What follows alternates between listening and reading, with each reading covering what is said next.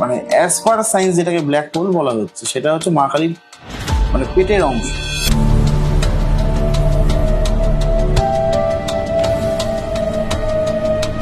আমি আমার সাধন স্তরে এখনো পর্যন্ত আমি 34 প্রকার কালীর ধরন আমি দেখেছি। প্রথম যে কালী বললাম কৃষ্ণকালী এবং দ্বিতীয় শ্যামা কালী, এই দুটোরই ভৈরব হচ্ছে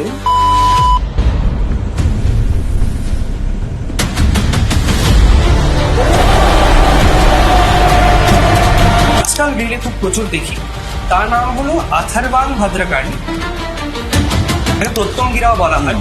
তো ইনি কি কালীর রূপের মধ্যে একটি রূপ নাকি ইনি পূর্ণভাবে কালীর যোগিনী রূপ? তাহলে কালীর সাথে যোগিনী কারা কারা থাকে তার চারিপাশে?